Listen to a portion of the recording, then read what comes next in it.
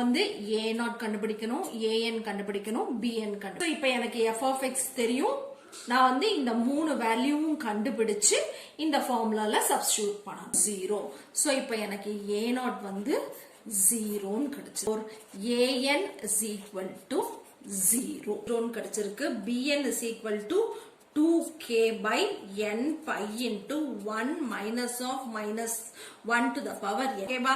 So இப்போ என்னன்னா இத சிம்பிளிஃபை பண்ணோம் அப்படின்னா நமக்கு என்ன வரும்னா k is equal to 4k by pi into 1 minus 1 by 3 plus 1 by 5 minus 1 by 7 etc. இப்ப நான் k கேன்சல் பண்ணிடுறேன். இந்த 4 by pi வந்து இந்த பக்கம் வந்தா pi by 4 ஆயிடும். is equal to 1 minus 1 by 3 plus 1 by 5 minus 1 by 7.